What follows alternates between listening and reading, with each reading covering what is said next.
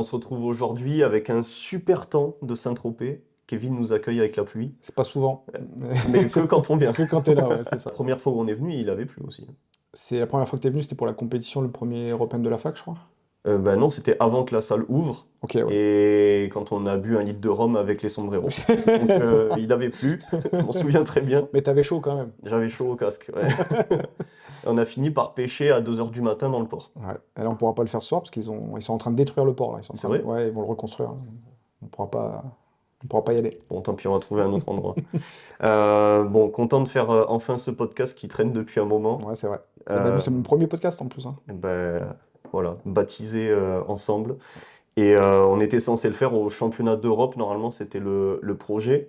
Bon, on reviendra après dessus, mais du coup tu coaches pour l'équipe de France. Mm. Et donc on avait le championnat d'Europe c'était début décembre. Ouais, Ouais, c'est c'est ça. ça, en Lituanie, ouais. Début décembre en Lituanie où tu as coaché. Et du coup on pensait le faire là-bas, puis au final pris dans le truc comme d'habitude, on Ouais, il n'a y pas avait le temps, quoi. trop le rush. On était que deux coachs avec tous les athlètes, donc le temps de faire les briefs avec les athlètes, etc. C'est C'est pas compliqué. possible. Mm. Parce qu'en plus, en réalité, tu te dis, bon, la compète, elle dure 3 heures, mais quand tu coaches comme ça et que tu t'occupes des athlètes, finalement, c'est la journée entière Bien sûr. qui est réquisitionnée. Du coup, on se retrouve à le faire, on est quoi là? 24 janvier, ce podcast va sortir en juillet peut-être. Donc, Ça dépend de Rosanna, ouais, du voilà, c'est montage. ça. Et puis du planning des autres, quoi. Mais bon, du coup, content pour ça. J'aimerais qu'on le fasse un peu chronologiquement. Ok. Et, euh, Et du coup, commencer par. Ben moi, j'aimerais bien revenir sur toute la période où tu as été prof de judo Ouais, ok.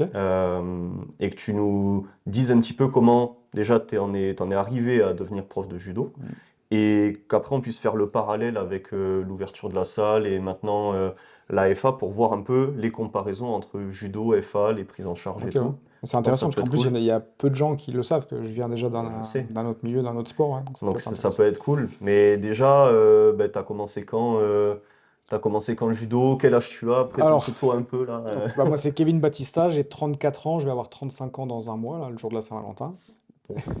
5 ans avant les masters. C'est ça, ouais. Ouais, on me le rappelle tous les jours, hein. J'ai une grosse équipe de masters que j'entraîne, donc ils ont hâte que je les Et ouais. rejoigne, ouais. Donc je vais avoir 35 ans dans peu de temps. J'ai commencé le judo assez tard. C'est un sport qu'on commence assez jeune. Généralement, les gamins le commencent à 4 5 ans. Hmm. Moi, j'ai commencé à l'âge de 10 11 ans. Ok. Donc assez jeune. J'étais plutôt doué. Assez rapidement, j'ai eu ma ceinture noire en 3 ans et demi. Donc c'était le Ouais, record c'est ouais, speed, ouais. c'était le record de mon département. J'étais assez accro au judo. Donc à cet âge-là, j'essayais d'y aller tous les entraînements, Hmm. même les entraînements qui ne concernaient pas ma catégorie d'âge. Donc j'étais vraiment piqué. T'as fait autre chose avant le judo ou pas? J'ai fait du foot 1 an, mais Vite fait, quoi. ouais, c'est Comme l'âge de des 7 enfants, ans, quoi. ouais, donc je m'en souviens pas suffisamment. Mais enfin, j'avais toujours eu envie de faire des sports de combat, et mon père était pas d'accord pour que j'en fasse. Ok. Et en fait, je me Il suis, avait un truc contre ça? bah, il avait une mauvaise image du judo. Pour lui, c'était des mecs en En robe de chambre? pyjama, ouais, des mecs en pyjama qui se chiffonnaient, donc Ok. il n'avait pas une super image de ce sport. Et en fait, je suis parti m'inscrire dans mon club en cachette. Donc mes parents ne le savaient pas. Ok. Et toi, c'est quoi qui t'a donné envie d'y aller? J'ai toujours eu envie. Je sais pas, les films, les films d'arts martiaux, je pense que c'est ce qui m'a donné envie. J'ai toujours été attiré par ça. Et à l'âge de 10 ans, ouais, entre 10 et 11 ans, j'avais soumis l'idée à mon cousin d'en faire. Et donc, mon cousin en a parlé à son père, qui est mon oncle, et c'est lui qui m'a emmené. Donc, mon Ok. oncle m'a emmené dans mon club de judo en cachette de mes parents. J'ai fait la première séance, et lors de ma première séance, je me suis cassé l'orteil. Ça a T'es commencé rentré en bien. boitant, mais t'as fait semblant de pas boiter. Et bah, je pense que c'était un truc que j'aurais dû le voir venir parce que j'ai été souvent blessé dans ma carrière et ça a commencé dès le premier jour. En fait, la Mhm. première séance, je me suis pété l'orteil. Donc je suis pas revenu pendant presque un mois. Puis après, j'étais piqué et la première année fait champion régional et la deuxième année, j'étais champion départemental, régional et interrégional. Et l'année suivante, je vais au championnat de France et je perds au premier ou deuxième tour contre le champion de France. Non, je gagne, pardon, au deuxième tour contre le champion de France en titre et je me blesse le tour suivant. Petite blessure de plus. Voilà, donc une de plus au compteur. Donc les blessures ont rythmé un peu ma carrière de compétiteur au judo. À l'âge de 18 ans, j'ai mon enseignant, mon prof de judo qui a décidé d'arrêter, qui a déménagé. Et j'étais un petit peu le plus costaud du club. Et du coup, c'est moi qui naturellement a repris le club derrière. Donc j'ai passé mon diplôme, mon brevet d'état de judo. Donc là, de 11 à 18, t'es pratiquant et t'enchaînes les compétitions, Full quoi. compétiteur, ouais. Full compétiteur avec des compétitions ouais, 2 fois par mois à peu près. Ok. Je tirais en moins de 66 à l'époque, donc il y a très longtemps. Et à Tu pouvais l'époque, faire de la FA, c'était la même KT. ouais, à l'époque, bon, on ne connaissait pas les water cuts, etc. Donc c'était des régimes assez drastiques. Donc je pouvais être le dimanche matin en compétition à 66 kilos et le lundi à 70-71 kilos, tu vois. Ok. Ça se passait comment, ta descente au poids? Bah, tenue de sudation. Ouais, Que de la sudation? ouais, tenue de sudation, donc on dormait avec des sacs de couchage, où on allait courir la veille de la compétition ou le matin même. Et parce que la différence du judo, c'est que la pesée au niveau régional, je parle, c'est 30 minutes à peu près avant. Ok. Enfin non, pardon, Ah, je confonds avec le jiu-jitsu brésilien. Je sais plus si c'est 30 minutes ou 1 heure avant le encore combat. plus court que la force, Ouais, quoi. donc t'as pas forcément le temps de refeed correctement. Donc compétiteur toutes ces années, avec des compétitions tous les week-ends ou un week-end sur deux. Et en fait, le lundi, je remontais à 70-71 kilos. Il fallait que je refasse 66 kilos le dimanche. Donc, Ouais, c'était le parcours du combattant, ouais, un j'ai peu. pas eu une enfance un peu comme les autres. C'est-à-dire que moi, le week-end, quand il y avait raclette en famille, moi, je mangeais pas, quoi. Ouais. Et j'étais un peu un ovni de la famille, parce qu'au final, dans ma famille, il n'y a personne qui est sportif. Ouais, mais du coup, c'était fait en pleine conscience et de ton plein gré, quoi. Ouais, ouais, ouais. C'est pas ouais, tes parents qui sont mordus de sport ou quoi et qui, entre guillemets, t'es l'enfant qui doit suivre le rythme Pas et. du tout. C'est pour ça que comment dire, j'ai eu une vie un peu particulière là-dessus. C'est que j'ai aucun membre de ma famille qui était sportif. Je viens d'un milieu ouvrier où dans leur, euh, dans leur tête, c'était pas possible en dehors du travail d'aller faire du sport. Si tu allais faire du sport en dehors du travail, C'est que t'as pas assez c'est que travaillé. c'était pas assez Hmm. fatigué au boulot, tu vois. Donc c'était pas dans les mœurs, on va dire. Et dès l'âge de 11 ans, je me suis investi à fond dedans et je faisais mes propres prépas physiques. Je recherchais déjà un peu sur Internet, Ok. un peu mordu de tout ça. Et donc un peu, ouais, quelques résultats au judo, mais très vite j'ai eu des blessures et puis en fait très vite j'ai dû reprendre le club. Ce qui a mis un peu un terme à ma carrière. En fait, j'ai pas eu de carrière et je pense que j'en aurais pas eu dans tous les cas. Hmm. Mais à 18 ans, Il y a un éléphant dans ton bâtiment. On est déjà à Sun City, mec. c'est ça. Mais à l'âge de 18 ans, c'est là où les compétitions plus sérieuses arrivent. Ouais. Et en réalité, à ce moment-là, c'est là où j'ai passé mon brevet d'État. Et du coup, je me suis mis à enseigner beaucoup de cours et j'avais plus l'énergie pour, Même le temps, quoi. pour moi Hmm. m'entraîner. En fait, bah, tu connais dans la force athlétique, c'est compliqué de Hmm. t'investir à fond en tant qu'entraîneur et t'entraîner Bien sûr, ouais. à 100%. J'ai essayé pendant un temps et en fait, c'était juste pas possible, pas viable. Et du coup, suite à ça, comme j'avais quand même envie de faire de la compétition, j'ai découvert le jiu-jitsu brésilien. Donc j'ai complètement arrêté les compétitions de judo. Hmm. J'ai donné des cours de judo pendant 12 ans, à temps plein, c'était mon métier, hein. J'étais salarié de l'association. Combien d'heures par semaine tu fais? Beaucoup. Alors déjà, quand j'ai récupéré le Ou de club, cours, peut-être, ça se compte en ouais, cours, alors peut-être, mais. déjà en termes de licenciés, quand j'ai récupéré le club, il y avait une centaine de licenciés, je l'ai monté à 350. Ok. Donc très gros club, un très gros club Hmm. dans le Grand Est. Et donc je donnais des cours pour mon club et en plus de ça, j'intervenais dans les écoles, donc école primaire, collège et lycée. Donc je donnais à peu près entre 25 et 30 cours dans la semaine, donc un gros rythme. Un cours, c'est une heure et demie? Ça dépend des catégories d'âge, parce que j'ai eu entraîné toutes les catégories d'âge. Hmm. J'ai commencé avec des enfants de 2 ans et demi, euh, 2 ans jusqu'à... et demi, c'est de la motricité.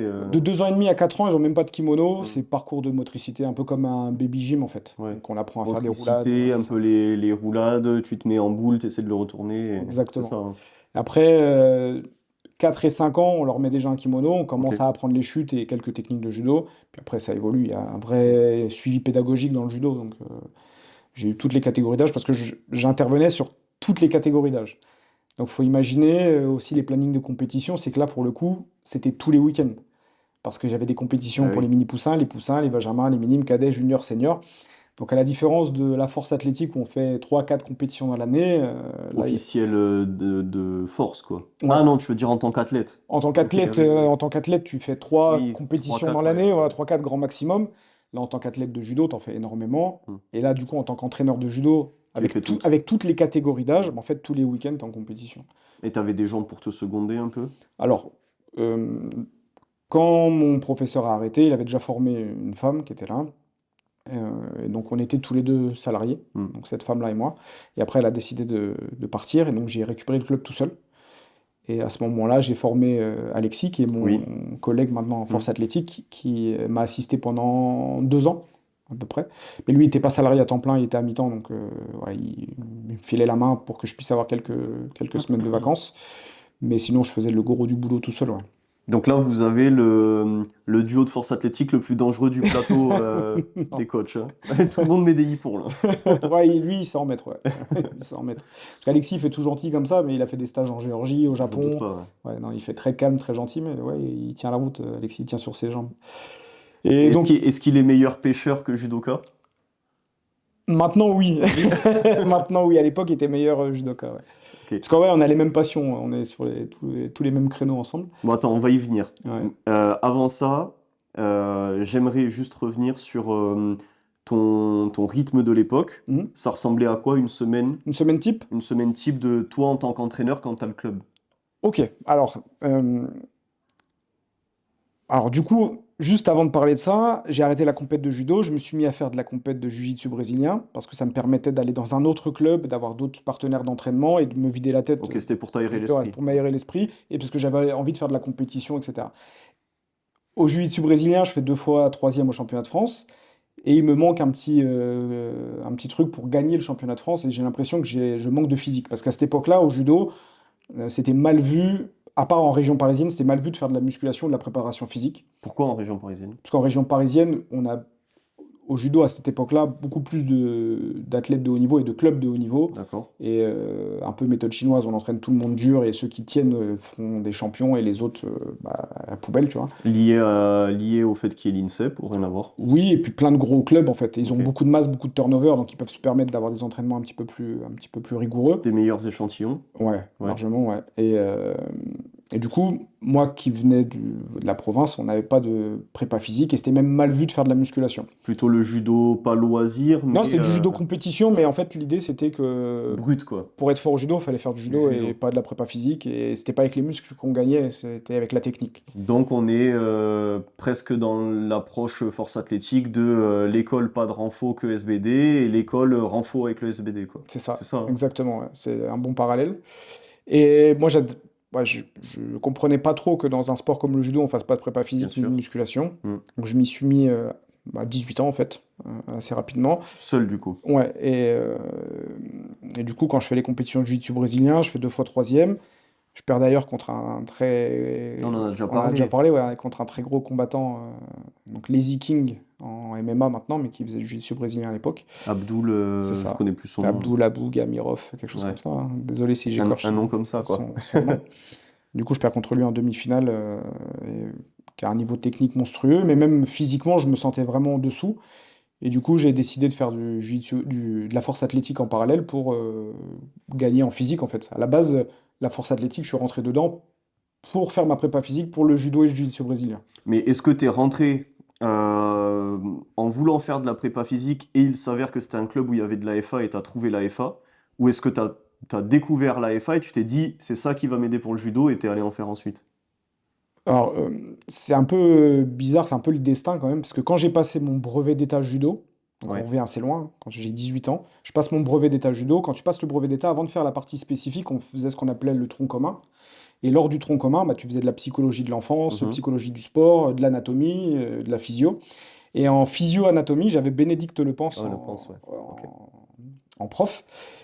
Et il s'avère que c'était une athlète de l'équipe de L'équipe France de France. à l'époque, en force athlétique, en moins de 47 kilos. Et pour la petite histoire, là j'ai une grosse anecdote quand même, c'est que cette femme-là, à ce moment-là, elle me dit, bah franchement, vu ton niveau, même si tu n'en as jamais fait, ce serait pas mal que tu fasses de la force athlétique, parce qu'avec ce que tu fais comme barre là, tu ferais vice-champion de France, parce que le niveau à l'époque était très Hmm. faible. Je Non, rentre... t'étais très fort.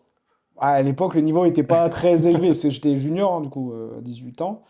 Et quand je rentre à la maison, j'étais en relation avec Noémie Labert, pour ceux qui connaissent, qui connaissaient pas la force athlétique à Je ce pense moment-là. dans le podcast, il n'y a personne qui connaît Noémie Ouais, c'est Albert. possible. Et du coup, quand je rentre de ma formation, où j'ai croisé Bénédicte Lepens qui me dit de faire de la force athlétique, j'en parle à Noémie, qui connaissait pas la force athlétique, on n'avait jamais fait. et qui me dit, mais ton sport là, c'est un sport olympique? Je dis non, pas du tout. Elle me dit, bah c'est de la merde alors. Elle me dit, fais-en pas, reste dans le judo JJB, c'est de la merde. Rosanna, t'as le réel pour la communication de Le short, ouais. Et voilà, donc il se passe 1 ou 2 ans, et elle m'avait donné le contact d'un entraîneur de l'époque à Troyes, qui était entraîneur de l'équipe de France junior à l'époque, il s'appelait Stéphane Ergotte. Et donc je le contacte On se souvient. ouais, je le contacte 2 ans après, et au final, c'est chez lui qu'on a été s'inscrire avec Noémie, mais à la base, j'y vais parce que je sais que la force athlétique, ça peut être euh, un atout pour ma préparation physique, pour Hmm, faire des mouvements polyarticulaires, hmm. squat, bench, deadlift. Et donc c'est pour ça que je commence la force athlétique. Et Ce mec-là, Ouais. c'est celui qui avait un survêt bleu tous les jours. C'est possible, ouais. Non? C'est En possible. compétition, j'ai cette image de Ah, je sais pas, je saurais un pas. entraîneur de 3 avec un survêt bleu non-stop. Non, je Ou sais alors pas. je confonds Ouais, avec Vélizy peut-être. je pense que tu dois confondre. Vélizy, c'est bleu. Ouais, non, nous, Ouais, non, je confonds c'était alors. pas chez nous. Ouais. Hmm. Non, Stéphane Ergot, c'est un mec avec une grosse cage qui benchait déjà 2,20 à Ouais, l'époque, ouais, qui a fait de l'équipe de France je avec ses confonds, je frères. pense. C'était 3 frères Ergot, les 3 ont fait de l'équipe de France Ok. à l'époque. Parce que Troyes, c'était un très très très Ouais, gros c'est un club. gros club. Ouais. C'était le meilleur club de Hmm. France pendant pas mal d'années. Et en fait, pourquoi je reviens là-dessus? Tout simplement parce que mon rythme de travail était aussi rythmé par rapport à la force athlétique, parce que du coup, sur une semaine type euh, de prof de judo, moi, je donnais pas de cours le matin. Donc le matin, j'allais faire ma force athlétique. Hmm. Donc le matin, j'allais m'entraîner chez Stéphane. Le midi, repas. Et début d'après-midi, j'allais entraîner dans les établissements scolaires, que ce soit école primaire, collège ou lycée. Donc généralement de 14h à 16h. Donc le judo de PS, c'était toi. Ouais, alors c'était même pas de l'EPS, c'était ce qu'on appelait de l'accompagnement éducatif, ou je sais plus comment ça s'appelait, mais Pour c'était. le primaire. Ouais, Hmm. pour le primaire, c'était ça. Donc je faisais ça à peu près de 14h à 16h, et puis après, à partir de 16h, j'allais donner mes cours de judo un peu dans tout le département. En fait, j'avais mon gros club qui était situé à Troyes, mais je donnais des cours aussi dans d'autres clubs du département. Et généralement, ça commençait de 17h jusqu'à 22h, Ok. voilà, tous les jours. Il n'y a que le lundi où j'étais en jour de repos, mais je faisais ça du mardi au samedi. Sachant que le mercredi et le samedi, je commençais les cours de judo le matin à 9h et je les finissais le soir tard. C'était des journées complètes. Plus les compètes le week-end. Plus les compètes le week-end, ouais. Et je m'entraînais 2 fois par semaine en jiu-jitsu brésilien et 4 ou 5 fois par semaine en force athlétique. Donc, c'était un gros C'est un rythme. gros rythme. Ouais, très très gros. Donc t'avais, si je compte un peu, t'avais au moins une trentaine d'heures de cours de judo. Ouais, c'est ça, ouais. Un- Peut-être même, si c'est... Non, ouais, j'en avais une trentaine parce que en Ouais, fait j'étais avec l'école et annualisé. tout là. Ouais, Ouais. et en fait dans mon contrat, donc j'étais en CDI à temps plein, mais j'avais pas 35 heures à faire dans la semaine. C'est-à-dire que je pouvais faire 15 heures, comme je pouvais en faire 50. Ce qu'il fallait, c'est que dans mon mois ou En dans mon moyenne, année, quoi. j'ai fait mes, Mm. mes heures, ouais, j'étais Et à annualisé. ça, tu rajoutes la compète. C'est ça. Mm. Mm. Donc gros rythme. Ouais. En plus, du coup, tu te rajoutes les contraintes d'athlète, toi. Mm. Donc, ouais, ça te faisait des bonnes semaines. Donc ouais, beaucoup de blessures, beaucoup de pépins. Mm. Ouais. Ok. Et du coup, durant cette période-là, est-ce que tu arrives à avoir une évolution, toi, en tant qu'athlète, ou tu fais du JJB pour te faire plaisir, pour te maintenir, ou tu arrives vraiment à progresser malgré ces contraintes-là? Bah, je progresse sur les 2 domaines, sur la force athlétique et sur le jiu-jitsu brésilien. Après, j'avais plus d'envie de compétition en jiu-jitsu brésilien qu'en force athlétique. Je le faisais surtout pour accompagner Noémie. Mhm. Et en fait, on avait un groupe de potes. À l'époque, c'était premier pas, départ, Bien sûr. région, etc. Donc, comme j'étais pas fort, ma saison, elle s'arrêtait très vite en réalité. Je faisais département. Les régions, je pouvais jamais les faire parce que j'étais en compète de judo. Mhm. Mais du coup, généralement, je faisais le championnat départemental C'est en octobre. octobre-novembre, ouais. Ouais, c'était en Mhm. octobre. Et je faisais les interrégions en janvier. Janvier, ouais. Voilà, c'était les 2 compètes que je faisais. Et puis Ok. après, je faisais le deuxième pas au mois de juin, Ouais. ce qui me laissait pas mal de temps. Et, mais du coup, j'ai essayé de faire plus de jiu-jitsu brésilien, ouais, à l'époque. Que j'ai Ok. repris cette année d'ailleurs. Ouais, je sais. Pour ceux qui savent pas, du coup, je te coach depuis... Ça fait quoi d'ailleurs? Ça fait 3 ans, longtemps, ouais. peut-être? Plus que Plus? ça. 4? J'ai aucune notion Ouais, du temps, moi, je suis un fou. 4, tu penses? ouais, plus que ça. Non. Ouais, si, ça passe vite, hein. Ouais, je dirais au moins 4 ans, Ok. Bon, ben, ouais. ravi, ravi. Ça passe, ça passe. Et ouais, ok. Donc, ce rythme-là, tu le tiens. Mm. Donc on a dit, tu commences à 18 ans, tu fais ça jusqu'à quel âge? Donc j'ai enseigné à temps plein pendant 12 ans et demi. Et en fait, après arrive le Covid, le confinement. Donc jusqu'à tes 30 ans, quoi. C'est... 18, 12, Ouais, 30, ça doit à être peu ça, près. ouais. 30 ou 31, ouais. Hmm. Euh, Donc ouais, arrive le Covid. Et puis en fait, à cause du Covid, je me rends compte que en fait, je travaille trop. Que je suis... Merci le Covid. Ouais, non, mais en fait, quand t'es dans le truc, quand t'es dans le truc, t'es dans ta spirale infernale, tu t'en rends pas compte. Ouais. Et puis, c'est un métier passion. Donc en fait, Tu captes pas les heures que tu fais. ouais, tu les captes pas. Et puis en fait, tous les moments que tu passes pas le week-end avec ta famille, c'est pas des moments qui sont rattrapables. Hmm. Et tu les passes avec tes athlètes qui deviennent des membres de ta Bien famille au sûr, bien final, tu sûr. vois. Et au moment où tout s'arrête pendant le Covid, bah, tu te rends compte que bah, t'as pas vu ton demi-frère grandir, que t'as pas vu tes grands-parents vieillir, que... Hmm. Et du coup, ça remet un petit peu toute ta vie en question et tu te dis, mais même si j'aime le judo, je peux plus continuer de faire ça, tu vois. Et c'est de là que naît l'idée de me reconvertir dans la force athlétique parce que je commençais déjà à entraîner des gens, c'est-à-dire que dans le club à 3 où je m'entraînais, avant que je décide de déménager, bénévolement, j'entraînais une dizaine de personnes dans le club, en plus de mes cours de judo. Ouais. Donc c'était déjà, tu vois, un métier passion. En fait, le sport, j'ai Hmm. toujours aimé ça et le partage. Donc le peu de choses que je pouvais apprendre dans la force athlétique, j'essayais de le retransmettre tout de suite. Et en fait, c'est de là qu'est née l'idée, c'est de pouvoir arrêter le judo pour pouvoir continuer de vivre du sport et en essayant d'être indépendant. Voilà. Pour pouvoir essayer d'allier la vie de famille avec la vie professionnelle. Le judo, bon, ça te prenait du temps. Est-ce que tu sentais que ça te limitait sur un certain développement, je sais pas, développement perso, le fait de justement pas avoir de temps avec tes proches, tes amis, au niveau de ta Ouais, vie bah en en fait, général, est-ce que tu te sentais limité quelque part ou... le déclic, ça a été de ne pas pouvoir me déplacer sur les compétitions inter de Noémie, en fait. Ok. Parce que bah, je savais que c'était pas éternel. Euh, Noémie, du coup, elle s'y est mis quand? Noémie, elle Pour s'y est qu'on situe un mise peu. 2017-2018, je sais plus quel âge on avait, mais on a commencé sur le tard. On a commencé, on était open déjà. Elle n'a jamais fait d'année junior, donc Donc à 25 environ? ouais, peut-être même un peu plus. Ouais, 25-26. 25. Donc 5 ans à peu près avant que tu arrêtes, quoi. Il y a eu Ouais, 5 années de doublon judo FA dans ta c'est vie, ça. quoi. Ouais. Et en fait, le fait de l'avoir parti au championnat d'Europe, au championnat du monde, et que moi, je n'avais pas la possibilité de prendre de vacances, Mhm. ça m'a mis un coup au moral et c'est ce qui a motivé ma décision d'arrêter. Parce que le judo, comme c'est pas comme la force athlétique. Tu peux pas le faire dans ton coin à n'importe quelle heure. C'est l'avantage de notre sport, la force athlétique, tu peux C'est t'entraîner. modulable. Ouais, c'est modulable, tu peux t'entraîner de n'importe où, à n'importe quelle heure. Le judo, c'est le mardi de 18h Oui. à 20h et t'as pas le choix. Tu peux pas y échapper. De toute façon, si tu y vas pas à 18 h, ça veut dire que tu es seul, donc tu fais du Voilà. air judo, quoi. Enfin, Non, mais tu c'est t'entraînes pour tout ça que seul, quoi. c'est Pas pas possible. En possible. fait, tu as des créneaux bien définis. Et du coup, je pouvais pas me permettre de poser une semaine de congé vu que j'étais le seul enseignant du club. Et ça a été difficile parce que du coup, j'ai loupé pas mal de Ok. compétitions.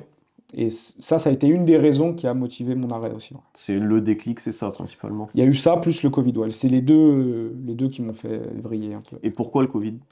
Parce que je te dis, on s'est retrouvé du coup confiné à me rendre compte que j'avais pas forcément. Enfin, qu'il y a plein de moments familiaux que j'avais loupés. Parce que tu as pu les faire justement parce que tu bossais pas. Du coup, tu t'en es rendu compte, quoi. Ouais, Ok. ouais. Ok. Et, ok. Et en parallèle de ça, donc Noémie, elle commence la force. Mm, Elle se met à la force, donc elle atteint un bon niveau très rapidement. mm.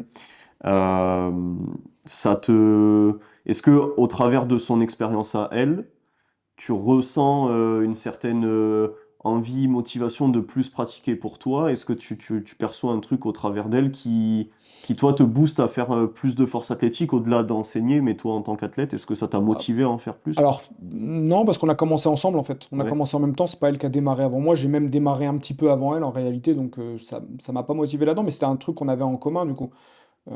C'est moi qui l'ai poussé à faire de la force athlétique pour qu'on ait une activité ensemble. Ok. Parce que du coup, moi j'avais le judo, j'avais le jiu-jitsu brésilien, j'avais la pêche également, donc Qu'elle ne faisait pas. voilà, donc en fait j'ai beaucoup de loisirs, beaucoup de passion.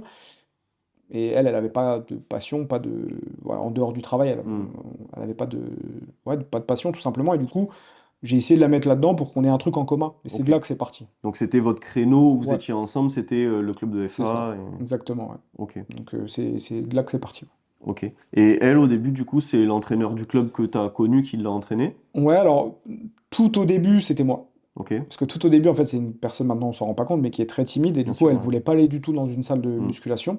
Donc j'avais de la chance, à travers les clubs de judo, de bénéficier de petites salles, où il y avait juste un banc de développé couché et trois vieilles machines pas alignées. Plus intime. Voilà, et du coup, on a commencé comme ça, tous les deux, Hmm. en prenant des infos sur Internet. Les premières infos que j'ai prises, c'était sur le site Superphysique de Rudy J'imagine, Koya. ouais, on y est tous passés. Ouais, les premières vidéos que j'avais vues de force athlétique, c'était Gilles Piniero qui faisait l'Arnold, je sais plus Bah, où. c'est sur sa chaîne c'est la chaîne à Rudy Koya, hein. Ouais, ouais, C'est l'Arnold, je m'en souviens, c'est c'est ça. 2013 ou 2014. Ouais. T'as Pinero, t'as C'est Picoguero, ça, exactement, ouais. C'est cette c'est vidéo-là. l'époque de Et Jorisquet ben, et tout, ouais. c'est cette vidéo-là qui m'a donné envie Ok, de m'y mettre, tu vois. Et du coup, avec toutes les infos qu'on pouvait trouver sur Internet, on s'est mis à s'entraîner ensemble. Euh, on a fait ça un petit moment. Et en fait, cette salle-là, elle était à 1 heure de route, 1 heure aller, de 1 heure chez vous. retour de chez nous. Donc on trouvait que c'était un petit peu abusé. On a fait ça quand même pendant un an. Et puis après, on a essayé de se rapprocher. On a pris une autre salle. L'autre salle était à 15-20 minutes de la maison, Ok. donc beaucoup plus proche. C'était une petite salle intime également. Et puis cette salle a fermé. Et c'est là que j'ai dit à Noémie, non mais là, il faut qu'on appelle Stéphane. On va dans une vraie salle avec un vrai entraîneur. Et elle n'était pas chaude au début. Puis finalement, elle a fait cette séance d'essai chez ce mec-là. Et c'est lui qui l'a entraîné pendant quelques temps, ouais. Il lui a mis le pied à l'étrier pour la compète. C'est ça, c'est ça. Parce qu'elle, elle voulait pas du tout entendre parler de compétition, elle voulait pas entendre parler de singlet, elle Hmm. était pas à l'aise euh, le fait de monter sur la Un plateau que plateforme, tout le ouais, monde regarde, quoi. exactement, ouais. C'était pas du tout son truc. Ok. Et donc, après, s'ensuit le parcours qu'on connaît normalement à peu près tous, d'international, etc. Et toi, du coup, de ton point de vue, enfin, comment dire, bah, de copain de Noémie, tu vis comment cette période-là? Alors, je le vis bien et pas bien. Je Hmm. le vis bien parce que je suis super fier d'elle et je mets tout en œuvre pour qu'elle réussisse. Parce que j'avais quand même un peu d'expérience de haut niveau à travers le judo. C'est-à-dire que même si moi j'ai pas fait de haut niveau au judo, j'ai pas mal d'amis, de copains qui en ont fait. Et donc je connaissais quelques ficelles du haut niveau. Tu connaissais les contraintes et les demandes C'est ça, ouais, qu'il y exactement. avait Donc dedans, là. j'ai réussi quand même à pas mal l'entourer sur cet aspect-là. Là où je le vis mal, je te dis, c'est parce que je peux pas l'accompagner en fait. Ok. Ça, c'est ton point noir Ouais, de ces 5 ans, on va dire, là, sur son run inter, c'est ça. Parce que même c'est en fait, même sans parler d'international, les premiers championnats de France, France, ouais. je peux pas y aller en fait. Ok, Parce que soit c'est le samedi et je donne des cours, soit c'est le dimanche et je suis en compétition. ok. Donc moi, c'est les premiers championnats, je suis pas là. Ouais, donc c'est l'ombre au tableau, ouais. Mm. Ok, ok. Et donc, bon, on fait passer ces 5 ans, et donc on arrive au Covid. Là, vous avez votre salle à la maison. Ouais, donc on est dans un appartement à 3 au quatrième étage, on achète du matos, on se fait un Hmm. home gym, on s'entraîne chez nous, et puis en Tu fait, finis ton terre, tu finis chez le voisin. ouais, donc du coup, beaucoup d'excentriques, Ah on ouais, finit par tomber dans les pommes sur chaque séance et tout, enfin voilà, c'était un peu particulier. Et j'ai ma maman qui habite dans le sud de la France, bah, là ici, à Cavalières-sur-Mer, ça ouais. faisait 16 ans qu'elle habitait ici. Et en fait, elle me dit, ben, vous êtes con, pourquoi vous restez confiné dans votre appartement à Troyes? Hmm. Venez chez nous, on a le jardin, il fait beau, il y a la piscine, il y a la mer. En gros, personne t'emmerdera, tu pourras aller à la plage, aller à la pêche si tu veux, t'es tranquille, quoi. Et du coup, on décide de traverser toute la France Un combo, avec un combo dans mon je berlingot. m'en souviens. Voilà. Et au final, on finit le confinement ici. Hmm, Et c'est de là que naît l'idée de créer une salle. hmm. Ok, donc là, on clôture la page judo. Ça se passe comment, la fin du judo, du coup? Bon, en Comment fait, tu mets fin à ça? du coup, après, on est déconfiné. Après, on est déconfiné, je retourne à Troyes, je refais quelques cours et en fait, je leur fais part de ma décision de vouloir arrêter et on fait une rupture conventionnelle. Ok, Voilà. On fait une rupture conventionnelle et pour la petite histoire, c'est mon prof de judo qui avait arrêté, il a repris? qui a repris derrière. Oh, ok. Et Donc, t'avais personne à former. non, Ok. voilà. D'ailleurs, il a fait un AVC la semaine dernière là, Ah, donc il est en train de se remettre sur pied. ok. J'essaie d'avoir des nouvelles, mais c'est pas forcément évident. Et du coup, donc on fait une rupture conventionnelle et on décide de vendre l'appartement à 3 et de déménager dans le sud. Ok, ciao. Donc voilà, Fini, changement de vie la total. page 3 se tourne. C'est ça. Ok. Bonjour le chat. Ok, et du coup, le projet qui naît, c'est de venir ici et d'entamer une carrière liée à la FA. Ouais, en fait, bah, tout simplement, le constat, c'est mon beau-père qui le fait en disant que bah, on est dans le golfe de Saint-Tropez, il y a pas mal de passages, il y a beaucoup de touristes et pas de salle sur place. Parce qu'en fait, à la base, nous, la fac, donc c'était Force Athlétique Cogolinoise, mais à la base, ça devait être Force Athlétique Cavaléroise. Donc, on cherche un local sur C'est Cavalère. bon, t'avais pas besoin de changer le nom. Ouais, c'est ça. Donc, à la base, la fac, c'était Force Athlétique Cavaléroise. On cherchait un local sur notre commune. Et on trouve pas de local, tout simplement. Et mon beau-père trouve un local à Cogolin. Mm. Et en fait, à ce moment-là, nous, on savait pas qu'il y avait déjà un club à Cogolin qui existait. Et on Donc décide, celui de Maxime. celui de Maxime, chez qui on s'entraîne actuellement et chez qui je suis licencié. C'est bon, ils se sont pas frités du coup. Non. Parce que nous, du coup, on savait pas qu'il y avait déjà un club qui était présent. Et au moment où bah, on apprend qu'il y a un club qui est déjà là, on a déjà fait le bail, Lancer les démarches, on a quoi. déjà tout lancé. Et du coup, en fait, bon, les deux petites décisions qu'on décide de faire, c'est de pas faire de demande de subvention au niveau de la commune, voilà, pour pas essayer de diviser les frais, enfin Mhm. les avantages que peuvent avoir. Et le deuxième truc, c'est de pas faire de pub, flyer, etc. dans les boîtes Dans aux la lettres de ville et la ville tout. de Cogolin, Mhm. etc. Donc on essaie plutôt de jouer sur de la pub sur les réseaux, en fait, sur Instagram, etc. Et de jouer de l'influence de Noémie pour faire venir euh, des athlètes de passage en vacances Mhm. sur Saint-Tropez à Cogolin, quoi. Ouais. Donc on a plutôt joué là-dessus. Et on a tenu la salle, je sais pas combien de temps. 2 ans, 2 ans et 3 ans? demi. Ouais, Ouais. 3 ans peut-être. Et bah, du coup, en fait, c'était pas viable parce que bah, le loyer était. Même s'il était pas cher pour l'endroit, ça restait quand même. C'est des grosses sorties. Ouais, on avait 1 500 € de loyer Mhm. par mois à sortir. Donc au bout d'un moment, c'était plus viable et on a décidé, avant de perdre de l'argent, de Mhm. revendre les machines et de mettre un terme à l'association. Fais un flashback. Ouais, j'ai balayé tout là. Ah ouais, t'es allé trop Ça vite, va j'ai vite. trop de questions. Quand tu arrives ici, donc déjà avant de partir de Troyes, Mm, est-ce que vous mettez en place quelque chose? Est-ce que vous arrivez ici et vous commencez le projet une fois que vous êtes là? mm. Ou avant de partir, vous aviez déjà tâté le terrain, trouvé un local, Alors, on le n'avait pas, nom, on n'avait pas etc. trouvé le local, on n'avait pas trouvé le nom, mais on savait que c'est ce qu'on voulait faire. Ok? Donc surtout pour moi, Noémie, elle voulait pas vivre de la force athlétique, elle voulait pas travailler dedans parce que justement, elle était déjà ultra sollicitée par son parcours de haut niveau. Hmm. Et comme lorsque moi j'étais prof de judo, où j'ai voulu arrêter la compétition de judo pour pas faire que ça, elle a jamais voulu travailler dans la force athlétique et elle voulait pas faire que ça de Ok. sa vie. Donc déjà, la priorité, c'était elle de trouver un travail dans sur notre lieu d'emménagement. Et elle finit par trouver un boulot dans le même endroit que ma maman. Et il s'avère que c'était juste à côté du local au final. Donc ça, Ok. c'est encore une anecdote, c'est qu'elle se garait au club, elle allait travailler à pied, c'est juste à côté. Et en fait, c'est une fois ici où bah, moi je bénéficie pour la première fois de ma vie du chômage. Je décide de faire la saison, je travaille dans... J'ai vendu des poulets pendant 2 mois Hmm. là, pendant l'été. Et, euh, et ce moment-là nous permet d'essayer de trouver un local, trouver un nom, commencer à réfléchir à quelle machine on va acheter, etc. Budgétiser un petit peu tout ça. Ok. Tu te Et fais aider à ce moment-là ou pas? en fait, c'est mon beau-père. Ok. Voilà, c'est mon beau-père Qui gère bien ce genre ouais, c'est de... ça, ouais, le conjoint de ma maman qui s'occupe de tout ça, en fait, de toute Hmm. la paperasse, parce que moi je suis vraiment nul dans tout ce qui est administratif. Je vous conseille de ne pas aller au restaurant avec cette personne parce que vous allez boire trop de champagne. On vient de Troyes à la base, on vient du Champagne. Donc, Ah ouais, mais je l'ai vécu. ouais, parce que donc, même si ça fait 15 ou 16 ans qu'ils sont dans le sud, ils sont originaires de Troyes aussi. Hmm. Voilà, donc tu le connais très bien.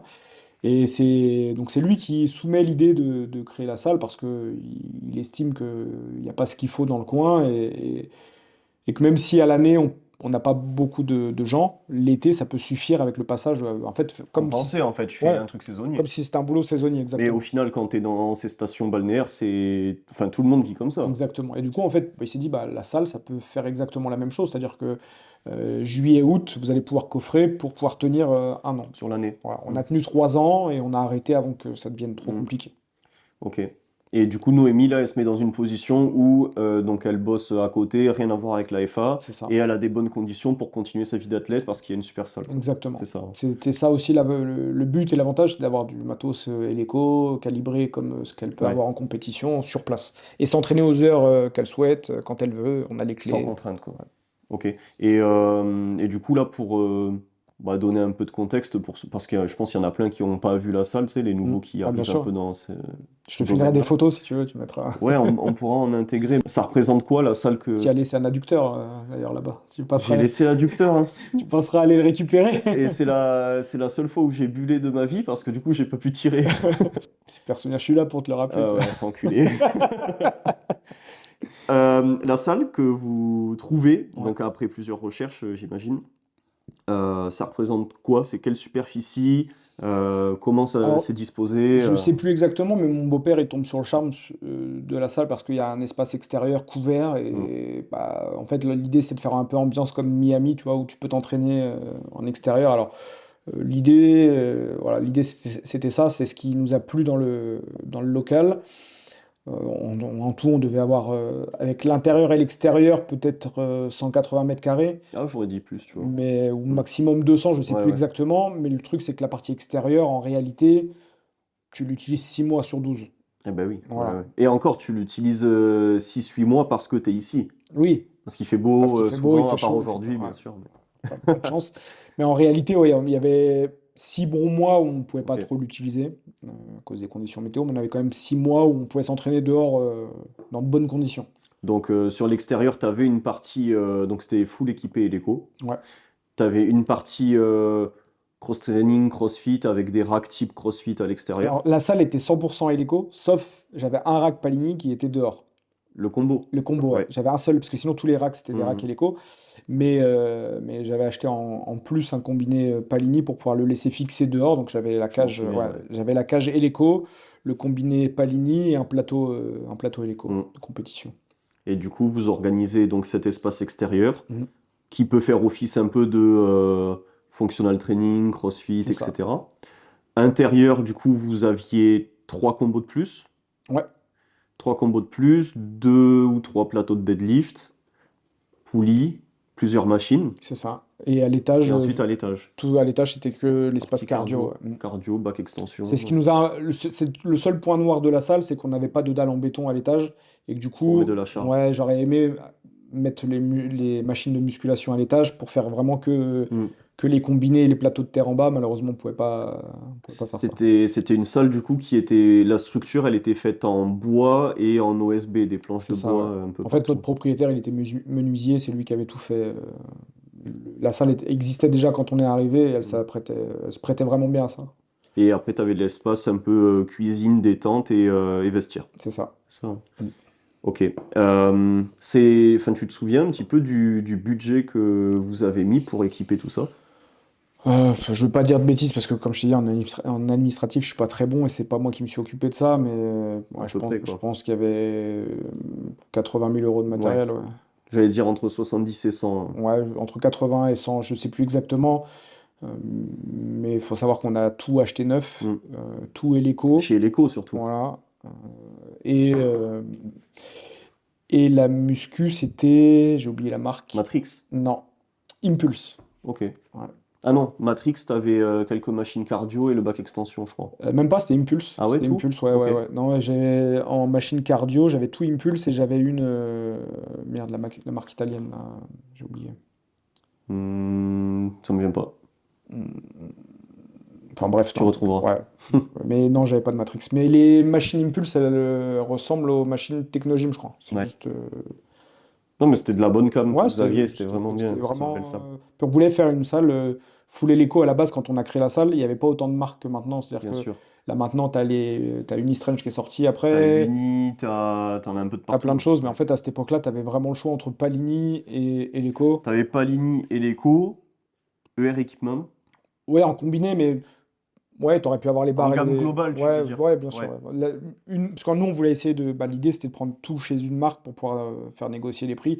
Et en gros, t'avais Palini, Rogue et Rogue, ouais, et voilà. Leco. Mm. Et en réalité, en fait, Palini, bon, désolé pour eux, mais on trouvait que c'était trop cher pour la qualité que Mm, c'était. mm.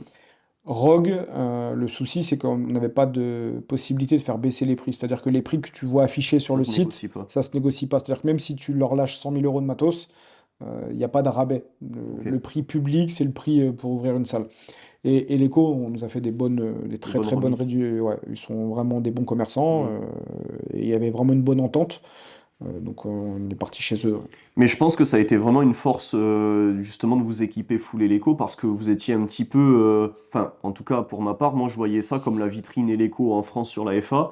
Il n'y avait aucune salle qui était équipée comme vous avec la même marque et ça a été un argument aussi de qualité et les gens venaient chez vous aussi pour Ouais, bien ça. sûr. Hein. Ah, Parce puis que ça rendait bien, à l'œil ça rendait ouais, bien, les ouais. vidéos elles ressortaient bien et puis tu sais que si tu vas là-bas, bah, c'est tes top conditions Ouais, pour puis je t'entraîner. pense même que ça a donné l'idée à pas mal d'autres salles Ah derrière oui. d'ouvrir, et Mm. c'était le but aussi, parce qu'en fait, à ce moment-là, on faisait le constat que pour la force athlétique, il y avait à ce moment-là que des associations et que des clubs vieillissants avec Mm. voilà, du vieux matériel et les conditions qu'on connaît, où des fois, bah, même si c'est des salles de force athlétique, on n'avait pas forcément le droit de mettre de la magnésie ou du talc, pas forcément le droit de mettre de la Mm. musique, de ce hype, etc. C'était mal vu à l'époque.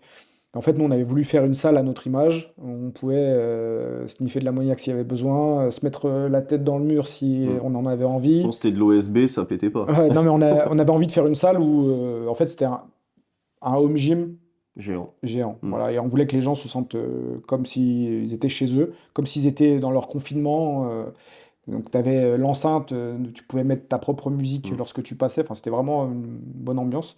C'est un climat qu'on aimait bien pour s'entraîner, parce qu'on estimait qu'il fallait être dans de bonnes conditions d'entraînement pour pouvoir performer. Et voilà, ça- c'est c'est ce qui manquait, je trouve, quand on allait dans les clubs de force athlétique. De toute façon, la période où vous ouvrez, ça marque un peu un tournant dans la FA entre l'ancienne et la nouvelle C'est ça. génération. Hein. Mm. Enfin, c'était pile ces années-là. Ça doit être, euh, ça doit être 2 ans après que nous, on lance OPT. Mm.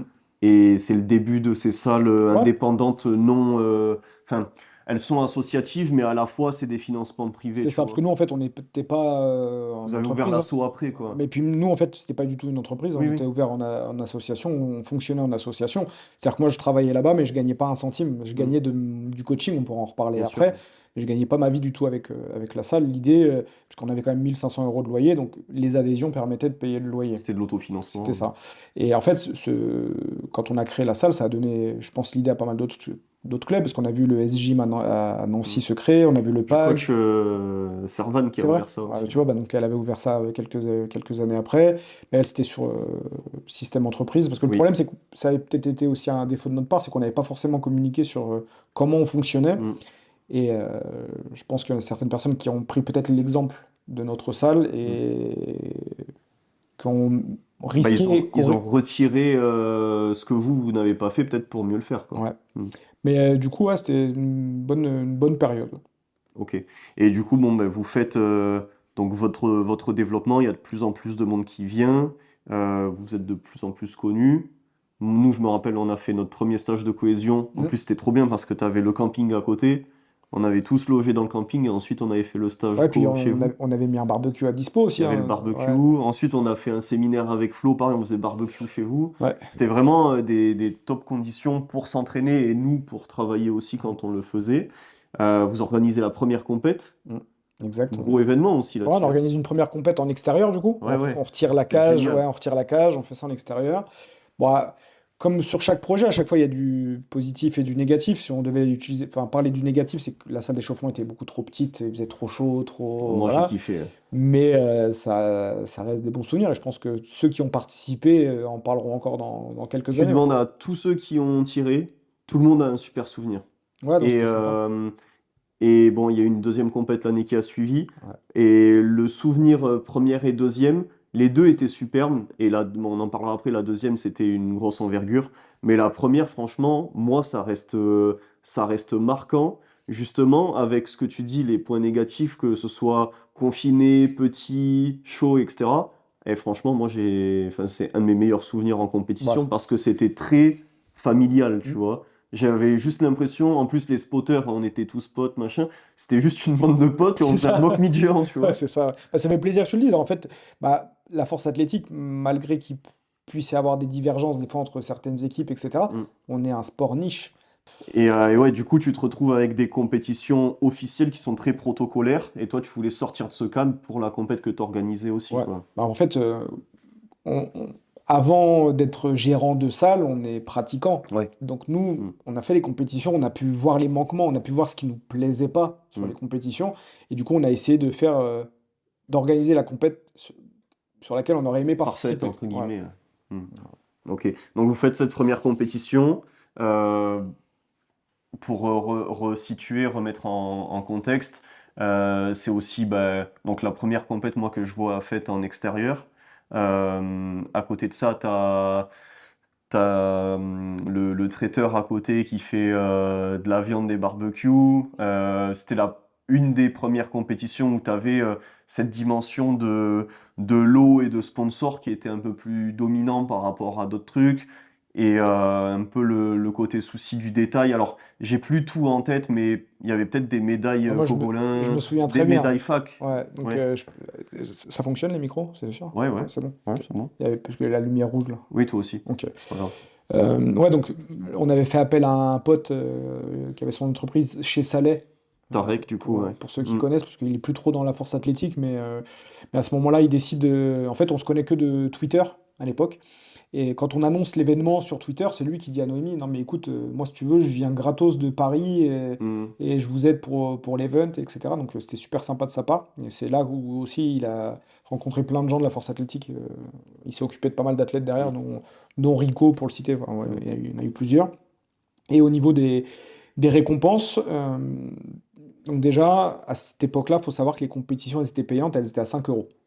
Ouais, elles étaient à 5 euros. Eh ben, Donc, on en est bien loin. on en est bien loin. Mais en fait, avec 5 euros, tu avais le droit à quoi? Tu avais le droit à pas grand-chose. Tu faisais ta compétition et tu repartais avec une médaille. Des fois. Si, ouais, je te promets que moi qui venais du judo, même à mes mini-poussins, j'aurais jamais offert une médaille comme ça. Mm. Tu vois, c'est-à-dire que je préfère ne pas avoir de médaille qu'avoir une médaille de merde comme Mm. ça. On voulait essayer de faire un truc un petit peu meilleur. Et la première année, on met l'inscription à 20 euros, il me semble. On se bat avec la ligue, avec l'équipe de l'époque qui n'était pas d'accord D'accord. ouais, pour qu'on organise une compète aussi chère. C'est Et vrai, hein. ouais, Putain, et 20 euros quand tu y penses maintenant. ouais, à l'époque, on pourra en revenir après sur la deuxième édition, Mm. ce qui m'a donné envie d'arrêter Oui, oui, aussi. oui, je m'en souviens. Mais du coup, sur cette compétition-là, on met l'inscription à 20 euros. Mais nous, il y a deux choses qui sont importantes. C'est que on ne veut pas gagner d'argent avec la compétition. Si on fait payer 20 euros, c'est pour que les gens y trouvent leur compte. Et ça couvre les frais. Voilà. Enfin, en partie. Ouais, j'ai eu plein de loisirs dans ma vie, dont la pêche. La Ouais. pêche, j'ai fait de la compétition aussi. Et une compétition de pêche, tu payes ton inscription par exemple 50 euros. Mais même si tu es dernier, tu repars au moins avec 50 euros de matos. Ok. Donc en réalité, ta compète, elle t'a rien coûté, entre guillemets. Et je voulais cet aspect-là sur la force athlétique. C'est que si tu payes 20 euros, faut que tu en aies pour ton argent Mm. et que tu n'aies pas l'impression de te faire voler et que le mec gagne sa vie sur ton dos. Donc c'était important pour nous que chaque athlète reparte avec une médaille, mais pas n'importe quelle médaille. Donc on avait fait des belles médailles personnalisées, voilà. Tout le monde avait sa médaille. Et au niveau des lots, on était bien soutenu par SBD et compagnie. Donc il y avait. Bah, il y avait des. Moi, le réel que j'ai mis hier, j'ai mon t-shirt Eleco. Il y avait la serviette Eleco. Mm. Il y avait des bandes de poignets, je crois. Sangles de Des tirage. sangles. Les sangles, on les a encore à la maison. Mm. Ouais, c'est vrai. Non, mais il y avait du coup Eleco, SBD, donc on avait Mm. plein de partenaires. Et le premier, il repartait avec 300 ou 400 euros de matos, quoi. Donc Mm. c'était vraiment bien. Donc, franche réussite pour cette première édition. Mm. Tout le monde était content. Et deuxième édition, tu t'es dit, je loue le Stade de France. Ouais, donc bah, après, c'était avec l'équipe, hein. Donc il y avait Noémie, mon Bien sûr, bien beau-père, sûr. ma maman, etc. Et mon beau-père qui est dans la vie politique sur Cavalère à son réseau. Et il nous soumet l'idée de faire ça dans le gymnase de Cavalère, parce que même si c'est un petit village, ils ont un gymnase de fou. Pour ceux qui ont fait la compétition, Mm. c'est un gymnase sur lequel on pourrait faire un championnat La du monde. France. France, Europe, Ouais, ouais, monde. ouais. En réalité, quand tu regardes le gymnase là, du championnat d'Europe des jeunes, Quand on y était là, oui, en ouais, Lituanie, en Lituanie. c'est pas mieux, hein. Exactement. Ouais. Donc, tu peux vraiment faire une compète internationale là-bas. Et du coup, on décide de monter l'inscription à 40 euros. Donc, on double. Mais pour pouvoir faire venir la fédération C'est vrai. avec la scène, le Mm. décor, etc. Et je pense qu'à cette période-là, hormis la compète Silent Worker et nous, Personne, ouais. ouais, personne ne les avait fait venir. Mais c'était. Enfin, je crois que on avait payé peut-être 3000 euros Mm. pour faire venir Dédé et toute son équipe. Donc, c'était des montants assez colossaux. Sur cette compétition-là, c'était sur 2 jours. On a rempli l'inscription en 1 heure. On a gagné, C'est vrai. et je crois qu'on a gagné 300 euros de bénéfices Mm. sur cette compète. Ah, t'étais riche, là. Ouais. Mais on avait mis les moyens. Mm. Il y avait beaucoup de lots, les médailles étaient encore plus belles. C'était vraiment. C'était une orga France. Ouais. Même mieux que les France de l'époque au même Bah, moment. d'ailleurs, en fait, la fédération, à ce moment-là, qui avait fait le déplacement, hein, nous avait sollicité pour pouvoir Faire faire les le France. championnat de France, mais moi j'étais contre l'idée parce que fallait mobiliser les bénévoles pour une semaine, et nous enfin, on était à l'époque un tout petit club, j'avais Mm. pas les moyens humains pour pouvoir tenir une semaine de championnat. Et du coup, bon, la compète se passe. Mm. Euh, c'est quoi qui te donne envie, enfin qui te donne pas justement envie de continuer sur cette lancée, à en refaire d'autres? Bah, déjà, en fait, c'est énormément de travail pour peu de gains. Comme je te dis, enfin, c'est un an de travail Mhm. pour cette compétition. Et c'est surtout Noémie qui s'en est occupée. Moi, au final, je m'en suis occupé entre guillemets le jour J, Mhm. euh, avec Oui. à charger, spotter, etc. Mais le plus gros du travail, il est fait en amont. Et tout ce qui était fait en amont, c'était costaud, hein, parce que Ouais, vu l'ampleur que ça avait. ouais, ouais, c'était en plus de la carrière de Noémie, en plus de son travail. Donc à chaque fois, tu sais, tu rajoutes, tu rajoutes, tu rajoutes. Et en fait, au bout d'un moment, bah, tu te dis, mais pourquoi je le fais? Et en fait, à ce moment-là, l'équipe de la Ligue nous met des bâtons dans les roues. À chaque fois que je me déplace sur une compète pour coacher, on me rentre dedans pour me dire, mais c'est quoi ce travail? Pourquoi il y a une compète à 40 balles qui est Mhm. organisée? C'est inadmissible. Et pourquoi vous ouvrez à toute la France? Parce que ça aussi, c'était une première. L'externe, les Voilà. externes, ouais. Donc la Ligue était pas chaude pour qu'on puisse ouvrir à toute la France. Mhm. Alors que nous, justement, on trouvait que c'était vachement valorisant pour la Ligue. Enfin, si t'as un mec qui est de la Réunion, qui est prêt à faire le déplacement pour pouvoir faire ta Bien compétition, sûr. c'est un atout pour ta ligue. Et c'est un atout pour ta commune. Tu peux le mettre vachement en valeur, tu vois. Mhm. Même si tu veux faire après des demandes de subvention auprès du département ou de la région, ton événement, il a de l'importance. Je viens du judo, et au judo, j'organisais une des plus grosses compétitions de France. J'avais 1100 combattants sur le week-end. Donc, tu vois, c'est tout mon passé qui fait qu'on a pu essayer de prendre les bonnes idées à droite à gauche, tu vois. Et ça vient du judo. Mhm. Au judo, la compète, j'aurais pu décider à l'époque d'organiser une petite compète régionale. On a fait une compète, c'était une compète nationale au judo, mais je te dis, on avait des athlètes du monde entier qui venaient, tu vois. C'était une des plus grosses compétitions de France. Moi, je trouvais ça inconcevable que nos compètes qu'on organise ici, elle soit uniquement, exclusivement réservée aux athlètes de la Ligue. Je vois pas pourquoi mes amis qui font de la force athlétique à Paris, ils n'auraient pas le droit d'y participer. Donc ça, c'était un gros clash avec la Ligue de l'époque. Ouais, du coup, t'as pris un mur déjà par rapport à ça, quoi. En fait, bah, tu te dis, mais attends, on est de la même ligue, Vous ça va, voulez la même chose en plus, voilà, qui est le puis développement. ça va vous donner de l'exposition aussi, tu vois. Parce que Mhm. le boulot, c'est nous qui le faisons en amont, c'est Mhm. pas vous. Au final, vous avez juste l'accord à nous donner. Et cet accord-là, vous voulez pas nous le donner. Et en fait, vous nous faites chier, tu vois, vraiment. Mhm. Et bah, en fait, au bout d'un moment, on se regarde avec Noémie, on dit, bah, fuck, en fait. Mhm. On Enfin, fait on plus. fait plus. Ouais. C'est tout, tu vois. Et bon, bah, c'est bien parce que ça a, du coup, je pense, vachement dynamisé les compétitions en PACA, qui étaient déjà très bien, hein. Mhm. Et en fait, c'est pas pour cracher sur ce qui était fait. C'est ça aussi, surtout. Je pense que ça a été mal perçu parce que peut-être qu'on est arrivé avec nos gros sabots sur le truc. Ouais, les nouveaux, ils arrivent à Saint-Tropez, là, ils ont des trucs super chers et que du hélico C'est partout. ça. Ouais, Et en ouais, je fait, comprends. on est arrivé un peu avec nos gros sabots, donc je le comprends aussi, tu vois. Je vois la vision du moment, enfin, en me mettant à leur place, je peux capter Bien sûr, hein. leur logique de réflexion. Mais parce qu'en fait, c'est aussi un manque de dialogue, parce que bah, déjà, moi, je communique très peu. De Mm. toute façon, tu vois, même sur les réseaux, je communique très peu, donc les gens ne me connaissent pas vraiment. Et sans doute qu'ils ont pensé que les intentions n'étaient pas les bonnes, tu vois. Je peux comprendre. Mm. Après, heureusement que dans l'équipe, on avait des gars qui nous Après, soutenaient. t'avais des gens qui te soutenaient, Justement, quoi. ce que j'allais dire, il y avait Théo qui nous soutenait, qui pouvait faire un peu Mm. Il faisait la passerelle. la Ouais. passerelle entre les anciens qui ne nous connaissaient pas vraiment et nous, tu vois, pour Mm. expliquer les idées qu'on pouvait avoir. Et c'est ce qui a fait que l'événement a tenu, qu'on l'a fait, qui s'est extrêmement bien passé. Mais Meilleure compète à ce jour, hein, franchement, je suis honnête, hein. bah, ces Pour gens te moi, parlent. hein, Ouais, en après, tant qu'expérience, hein. il y en a quelques-unes d'autres Je les ai pas faites. qui sont très bien, ouais, en tant qu'athlète. Mm. Mais et puis en fait, il y a aussi, donc il y avait ce côté-là, puis il y avait un côté aussi, on peut pas faire mieux, je pense, tu vois. Donc à Ah, quoi? tu t'es senti. Ça va être compliqué, l'investissement qu'il va falloir pour refaire pareil ou mieux, ça va être mission impossible, Ouais, quoi. c'est ça. Ok. Donc on a préféré s'arrêter sur une bonne note. Voilà. Ok. Et donc, ça, c'est 2023, Hmm. mai 2023. À la suite de mai 2023, est-ce que au moment de cette compétition, vous aviez déjà en tête que la salle allait s'arrêter ou pas? On savait qu'on avait des difficultés financières, mais on savait pas quand on s'arrêterait. En fait, ce qui a motivé aussi notre arrêt, c'est que, en fait, il y a plusieurs choses. Il y a l'aspect financier, mais on pouvait quand même encore tenir. Et ça se trouve, on aurait tenu encore jusqu'à aujourd'hui. Hmm. Mais en même temps, en parallèle, il y avait le propriétaire qui nous C'est vrai, avait, il y avait le bail. voilà, qui nous avait soumis l'idée qu'en fait, il allait vendre. Il allait vendre, il cherchait. Donc en fait, on était dans une période où on rentrait plus suffisamment d'argent. On voyait les finances du compte chuter. Et en même temps, on faisait des visites avec des gens qui voulaient acheter les locaux et nous virer. Et ça vous a pas mis dans un bon Bah, en mood. fait, le truc, c'est qu'on s'est dit, ben, là, on risque de devoir réinjecter de l'argent pour que du jour au lendemain, on nous mette dehors parce que le bail était terminé, il fallait le reconduire, etc. Donc en fait, tout, tout nous a amené à arrêter à ce Ok. moment-là. Et je pense qu'on l'a fait au bon moment.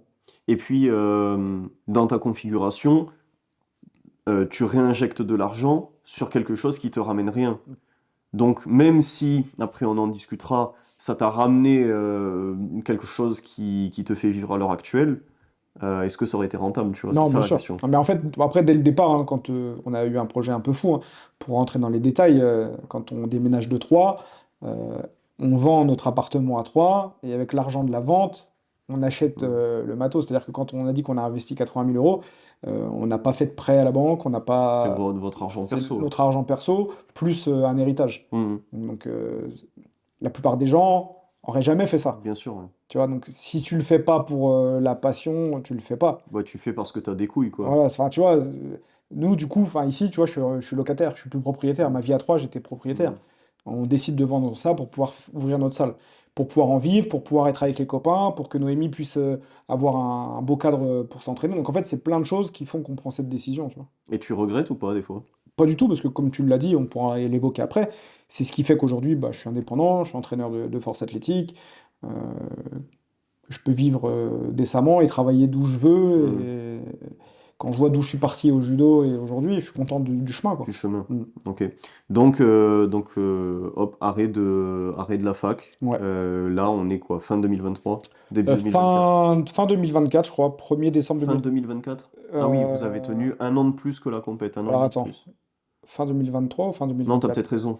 Ça doit être en 2024. Ouais, parce que ça fait deux. Là, en décembre, ça faisait 1 ou 2 ans, je sais plus, le temps passe trop vite. Non, ça doit être fin 2023, je Ouais, pense. c'est possible. Ça veut dire que Fin 2024, fin 2024. 2025. Ouais, c'est Oui, ça, fin c'est ça. 2023. Donc 6 mois après la fac, en Ouais. gros, la Ouais, dernière. c'est ça. Ok. À ce moment-là, dans votre association, il y a quand même eu du monde qui est venu. Vous aviez combien d'adhérents à ce moment-là à peu près? Alors, c'est un peu particulier, parce que pareil, on avait ouvert nos licences à tout le monde en France, parce que à ce moment-là, il y a plein de gens qui se mettaient à faire de la force athlétique sans forcément avoir de club à dispo. Et c'est la période où la fédération avait lancé Licence les individuelle. licences individuelles. Ok. Et, euh, et du coup, en fait, sur les réseaux sociaux, il y a plein de gens qui nous ont demandé d'être licenciés chez nous, alors qu'ils venaient pas forcément Hmm. s'entraîner chez nous. Donc en réalité, le nombre de licenciés, il reflète pas vraiment le nombre de personnes qui étaient sur le terrain. Et en présentiel? En présentiel, on était une douzaine. Douzaine. Ouais. Ok. Donc on n'était pas énorme. Sachant que dans la douzaine, t'en avais que 4 5 qui faisaient de la force athlétique. Les autres, c'était du renfo, du crossfit, enfin cross-training, etc. Donc clairement pas suffisant Bon. pour Après, faire tenir voilà, la baraque, avec quoi. juin, juillet, août et tous les étrangers, on arrivait à rentrer suffisamment d'argent pour pouvoir payer les loyers. Et maintenant, est-ce que tu arrives à analyser comment, enfin, ce que tu aurais pu mettre en place ou comment tu aurais pu communiquer différemment ou les activités que tu aurais pu proposer, des choses comme ça, Ouais, pour permettre d'en vivre ou en tout cas qu'elle soit rentable. ouais, bien sûr. Alors déjà, le projet dès le départ, c'était pas d'en vivre de la salle. Enfin, on Ouais. va dire que tu aurais pu continuer le projet sans te prendre la tête et tu sais que ça s'autofinançait, Bah, quoi. tu vois, il y avait des choses à faire, mais je voulais pas les faire. Ok, Voilà. Par exemple, je vais être franc, les cours collectifs, ok. cours de Zumba, etc. C'est des choses qu'on m'a demandé de faire, qui sont sur le papier une bonne idée pour pouvoir rentrer des adhérents, etc. Sauf qu'en fait, bah, j'avais pas envie de le faire. Oui, et du coup, tu voulais pas que ce soit une contrainte. C'est ça. En fait, j'ai pas quitté mon boulot de prof de judo où on me disait ce que je devais faire, à quelle heure, etc. pour qu'on vienne me remettre des contraintes ici. Hmm, C'est-à-dire que là, je voulais faire ce que j'ai envie, et si ça marche pas, je ferai autre chose. ok. Mais j'ai pas envie de me lever le matin et d'aller faire un truc Qui te plaît pas. Ouais, qui me plaît pas et qu'on me contraigne à faire quelque chose. Donc bien sûr qu'il y avait des choses à mettre en place, il y avait des choses qui étaient possibles, mais ces choses-là, j'avais pas envie de les faire tout simplement. Donc je préfère arrêter que de faire un truc qui me plaît pas. Ok, donc le levier, ça aurait été d'ouvrir sur du small group, des cours un peu Ouais, alors déjà, il y avait l'emplacement, hein. Sans doute que dans une plus grande commune, hmm, on aurait tenu, hein. C'est-à-dire qu'au lieu de venir s'installer ici, si on s'était installé rien qu'à 3, en fait, si le club, on l'avait ouvert à 3 plutôt qu'ici, je pense qu'on y serait toujours.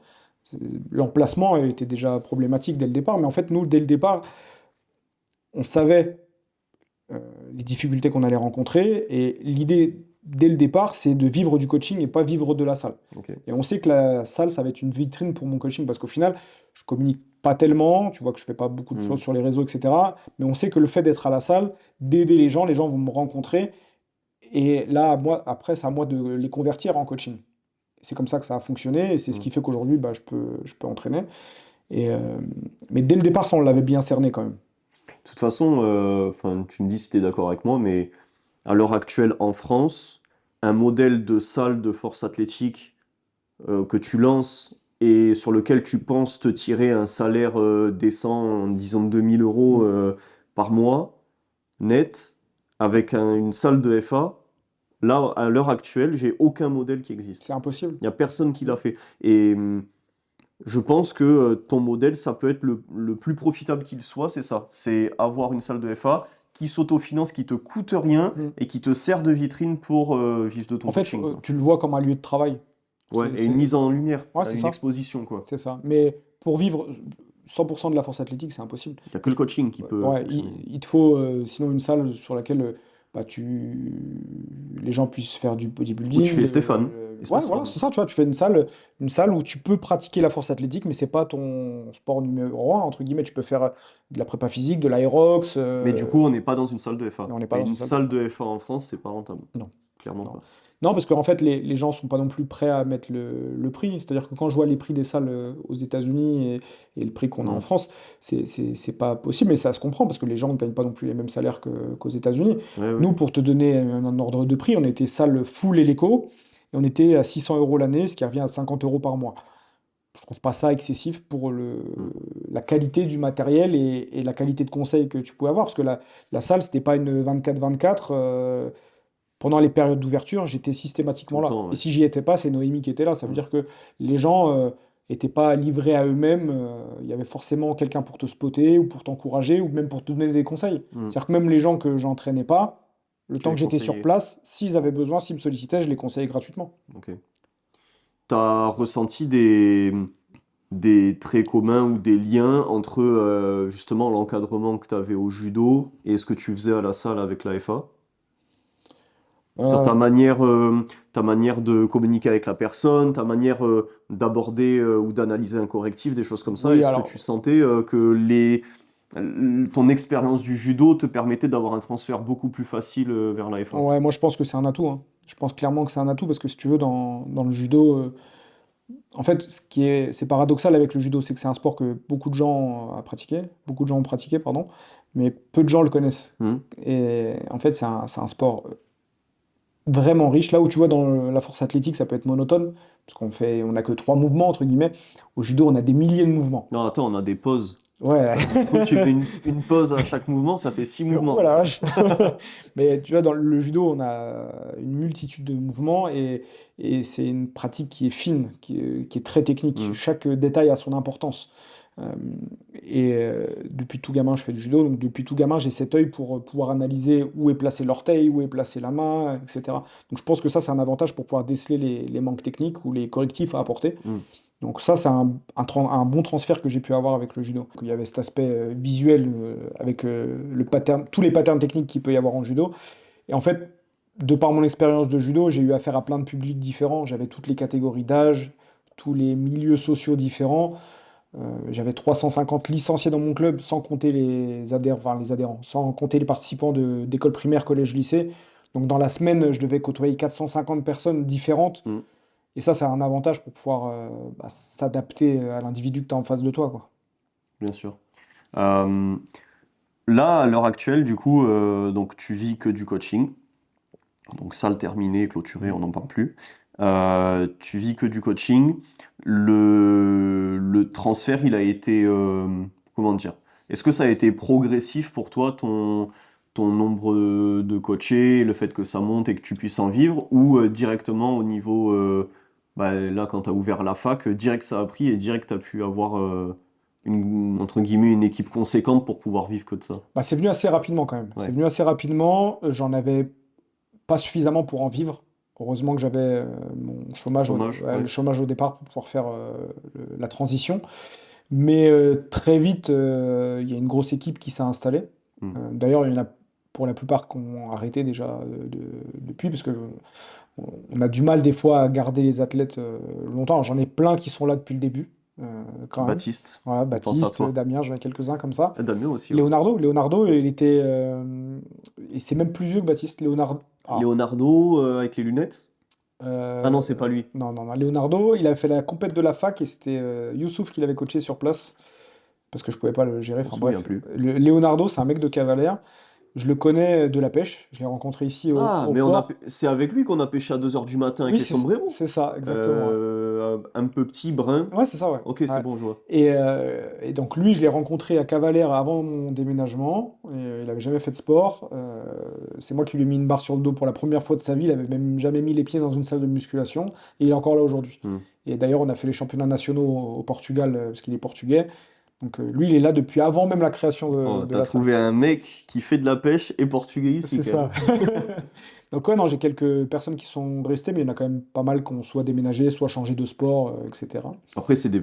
Enfin, tu vois, là, je fais le parallèle avec toutes les conversations que je peux avoir avec les coachs qui font PowerMind et tout, et beaucoup s'offusquent quand il y a un arrêt. Mais bon, hormis si tu fais du travail de merde, bah là, c'est à toi de te remettre en question. Mais l'arrêt, il va être normal dans une carrière de coach, dans le sens où tu peux pas commencer avec quelqu'un et que cette personne suive le même chemin que toi non-stop. Sinon, ça Bien voudrait sûr. dire que moi, j'aurais toujours la même équipe depuis 7 ans et Mais bien sûr. il y aurait Non, aucun changement. t'as des gens qui rentrent dans la vie, t'en as qui ressortent, et ça fait partie de la vie. Et Et ça, c'est pas négatif, tu vois. ouais, bien sûr, et puis ça n'empêche pas aussi d'entretenir quand même des bonnes relations. Tu vois, il y a plein de gens qui ont arrêté la force Tu peux athlétique prendre des nouvelles, hein, et mm, avec qui ouais, on va pas s'appeler tous les jours, mais de temps en temps, ouais. voilà, ils souhaitent la bonne année, Tu on gardes un parle, œil voilà, dessus. bien sûr. Mm. Tu te demandes si les enfants vont bien, etc. Enfin, à la base, tu vois, c'est ce que je dis souvent quand j'ai passé mon premier diplôme de prof de judo. Avant de vouloir faire du haut niveau en tant qu'entraîneur, tu es éducateur à la base. Le Mm. métier, c'est éducateur. Donc, avant de vouloir faire des champions, tu dois essayer d'en faire des bonnes personnes. Et bah, pour ça, tu es amené à les côtoyer, à savoir ce qui se passe dans leur vie. Ouais, tu prêches un convaincu, hein. Et c'est ça, à la base, le cœur du métier. Et bien sûr, après, bah, chacun ses spécialités. Il y en a qui restent dans le sport de Loisir. loisir, etc. Moi, c'est toujours le haut niveau qui m'a plu, même si j'ai aujourd'hui des athlètes qui ont un niveau départemental ou régional et qui aspirent pas forcément à plus. Je les entraîne de la même manière et je prends autant de plaisir. Mais très jeune, quand j'ai commencé à donner des cours de judo, ce qui m'intéressait, c'était d'essayer d'avoir un athlète qui rentre en équipe de France de judo, D'accord. qui fait les championnats d'Europe, etc. Et j'ai toujours eu ce truc-là avec la force athlétique. Mm. Mais j'ai tout autant de plaisir à entraîner quelqu'un qui fait pas de haut niveau. Du coup, t'es bien à ta place maintenant que l'équipe de France t'a recruté. Ouais, je suis content. T'es Ouais. content. Ouais. Ça, c'était quand la première, du coup? La première compète, ta première sélection de coach en équipe de France. C'est là. C'était les Europes. C'était les Europes en Lituanie. Alors j'ai déjà coaché sur les compétitions inter pour les masters. Mais du coup, t'es pas réellement en Voilà. équipe de France. En fait, le système, pour ceux qui connaissent pas, le système en FF Force, ce qui est considéré équipe de France, c'est quand tu vas coacher donc les jeunes, donc sub-junior, junior et élite. Mm. Après, quand tu vas coacher les masters ou l'équipé, non, pas l'équipé, non, que les Que les masters. master raw et équipé, du Mm. coup, et bench. Tu peux y aller de ton plein gré. Et en gros, chaque master peut venir avec son coach. C'est ça. Mais sinon, après, il faut passer par l'équipe de France. Et t'as pas, comment dire, t'as pas des tests à passer pour rentrer dedans. On t'appelle, entre C'est guillemets. ça, ouais. Alors, c'est pour ça que bah, j'ai eu la chance d'avoir des athlètes masters très performants. Donc, j'ai pu déjà faire mes armes sur les compétitions inter, championnat d'Europe et championnat du monde, master. Avec Florent notamment. Florent Langlais, Marie Marie, Duprat, ouais. Fabrice Oubre. euh, Enfin, les trois, ils ont quand même gagné leur Mm. championnat de France. Et les deux mecs, ils ont gagné l'indice au Ouais, France ouais. Master. Donc, c'est vraiment des gens costauds. Donc, je les ai coachés au championnat d'Europe et championnat du monde depuis 2 ans, là. Notamment Marie. Les deux garçons sont venus après. Mais ça m'a mis un peu le pied à l'étrier aux compètes inter, même si je connaissais déjà ça Mais via Noémie. voilà, je connaissais déjà avec Noémie, mais j'étais pas de l'autre côté, j'étais dans le T'étais dans le public. public, Voilà, ouais. c'est pas la même chose. Mais du coup, ça m'a quand même formé. Et puis, bah, il y a Cyril qui m'a contacté pour pouvoir l'épauler sur les Europes juniors là, en Lituanie. Ouais. Ouais. Et alors, tu l'as vécu comment? C'était excellent. Moi, je pense que, bah, peut-être que tu vas être d'accord avec moi, mais tous les entraîneurs de force athlétique aspirent à faire un peu de haut niveau quand même. On a un sport qui est vachement élitiste, je trouve. Tu veux dire dans le coaching, si tout le monde avait la possibilité, tu penses que Ouais, tout le monde aimerait faire ça? ouais, je pense. Moi, Ouais. j'en connais un qui Ouais. voudrait pas. C'est vrai? Devine. Ah, aucune idée.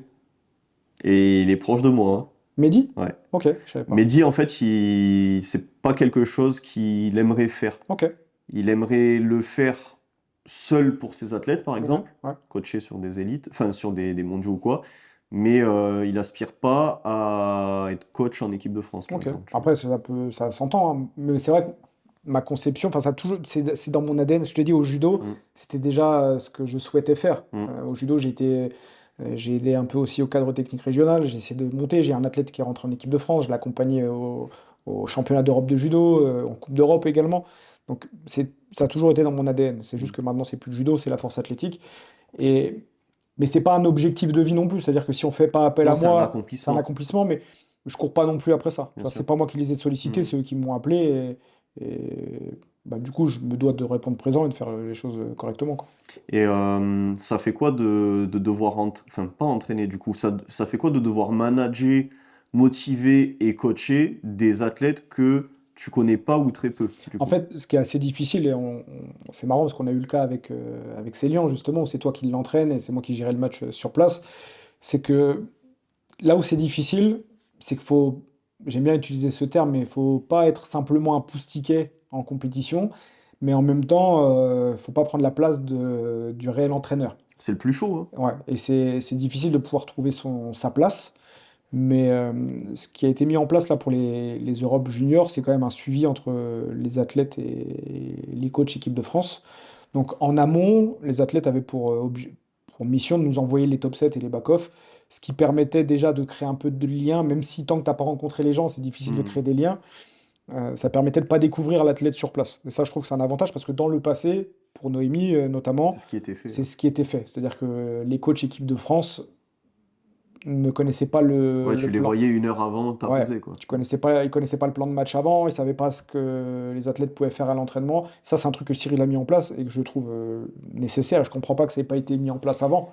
Et encore, si tu veux mon avis, on a notre rôle pour la suite à augmenter ce lien-là, parce que ce qui a été fait a été très bien fait, mais on peut largement Bien faire sûr, mieux bien sûr. avec le suivi à distance de la compétition. Tu vois, là, à l'heure actuelle, donc c'était le fait que l'athlète envoie les top 7 et les back-off.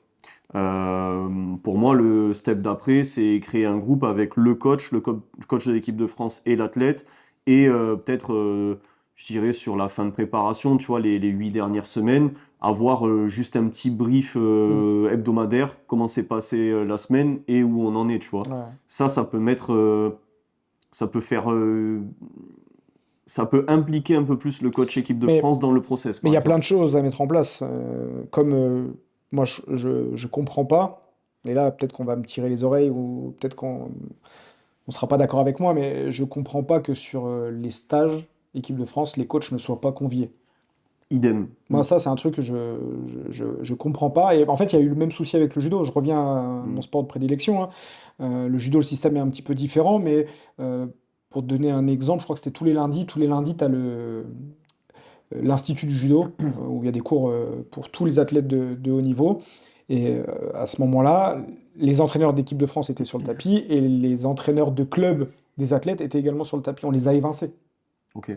On les Pour quelle a. raison? on Ils le- donnaient trop leur avis, ils prenaient trop de place? Ouais, je pense. Je pense. Donc c'est. En fait, c'est à double tranchant, hein. Ouais. Parce que en faisant ça, tu prends le risque de rencontrer un coach avec un certain ego avec qui ça passe pas. La dynamique que tu essaies de mettre dans le groupe d'équipe de France, si en gros l'athlète qui se serait comporté avec tel comportement s'il était que avec l'équipe de France se comporte différemment parce qu'il y a son coach à côté, tu vois, en fait, Bien sûr. tu rajoutes énormément de biais, je pense. Mais c'est pour ça que je pense que ça n'a jamais été mis en place. Mais à un moment donné, si on veut que le sport avance, il faut mettre les égos de côté et il faut pas bouleverser le système ni tout changer, mais faut tenter des choses en tout cas, faut essayer. Si ça marche pas, ça Je marche pense pas. qu'il faut se prendre des murs et après Bien t'ajustes, sûr, quoi. c'est ça. Mm.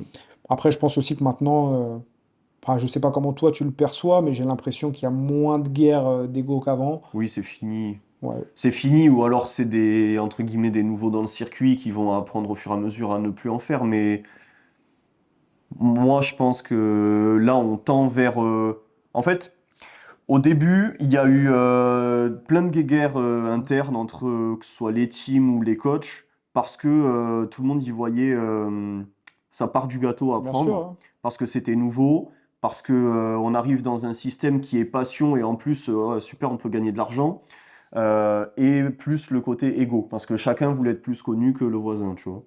Donc il y a eu plein de guéguerres pour, euh, pour être dedans depuis le début, là, concrètement.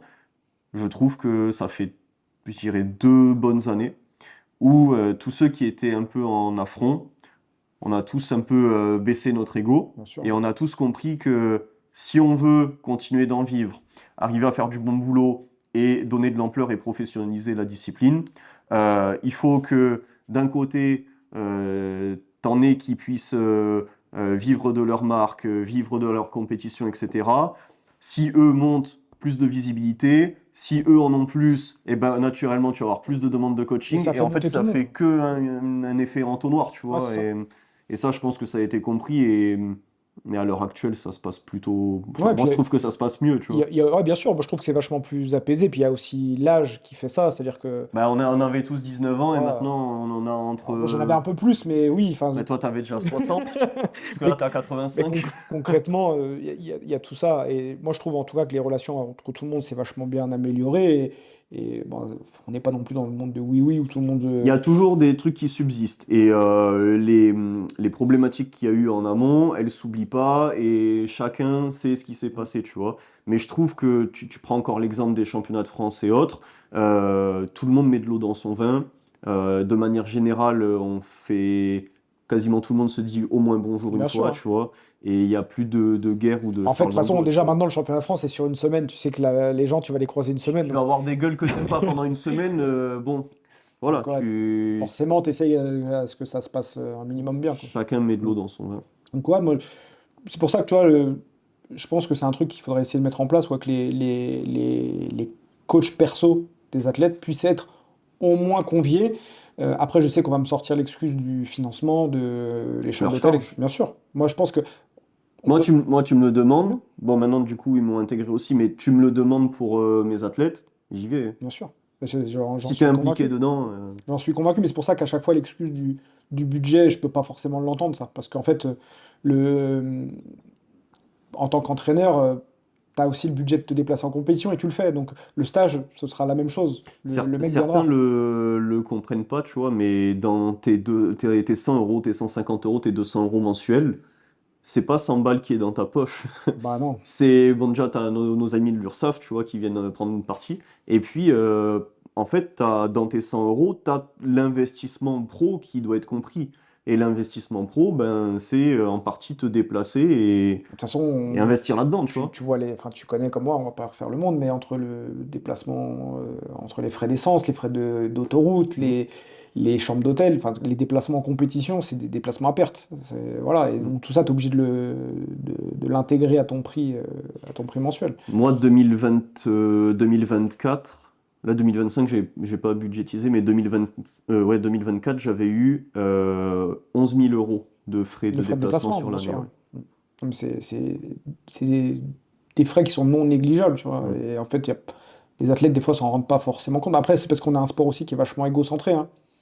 Je sais pas comment toi tu le vis en tant qu'entraîneur, mais Il n'y a pas toujours un merci quand tu te voilà. déplaces, hein. Mais tu sais, j'ai vu un truc, je regarde très peu de contenu de force athlétique sur Instagram, et j'ai vu passer un truc que vous avez fait là il y a pas longtemps, mais je l'ai que survolé, j'étais à la pêche, donc j'ai Mhm. pas trop eu le temps de Oui, regarder. ça mordait, putain. Ouais, en plus ça mordait, mais où tu disais que tu étais un peu le fusible, c'est-à-dire que Ah ouais. quand c'est bien, C'était quoi ce je sais pas, j'ai truc-là? vu un truc passer là, et c'était très bien résumé en fait, c'est exactement ça, on est le fusible, quand ça va pas, c'est toi qui sautes quoi. C'est... Ah, mais c'est un truc, j'ai screené un truc, attends. Ça sort d'où ce Mais c'est truc? toi qui l'as dit ça, hein, je crois, hein.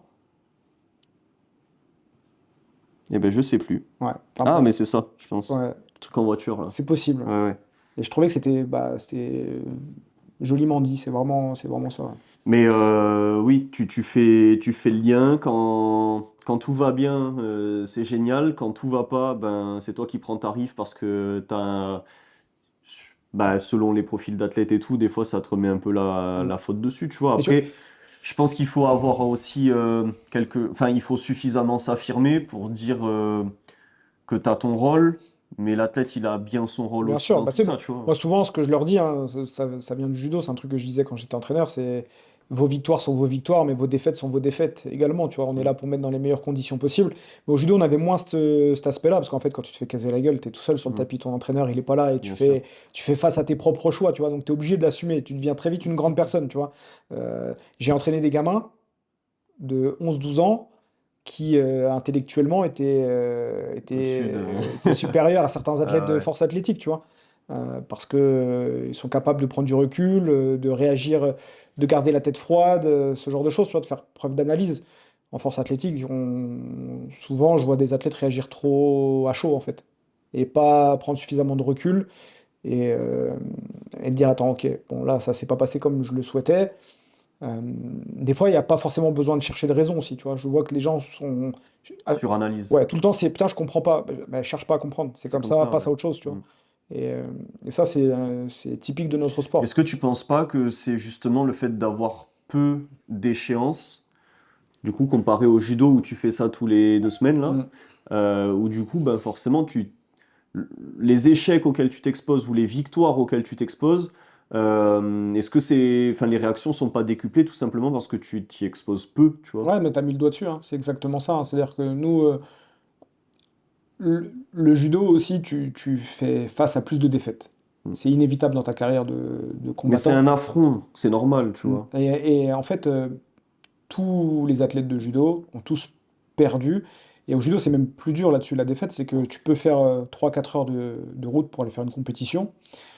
Tu fais ta pesée, tu fais ton premier combat, tu perds ton premier combat Tu en rentres 10 chez toi. secondes, tu rentres chez toi, c'est Mm. terminé. Mais tu connais ça depuis l'âge de 10 11 ans. Mm. C'est-à-dire que quand tu as 12 ans, que le dimanche matin, tu fais lever ton père pour faire 3 4 heures de route, que tu te fais soulever en 5 secondes et que tu rentres, le retour en voiture, il est Il est compliqué. épicé, ouais. Ouais. Mm. Et cette expérience-là, en force athlétique, on l'a pas trop. Mais Mais parce que, comme tu dis, il n'y a pas suffisamment de... Enfin, c'est pas un sport tu auquel tu peux peux faire... pas.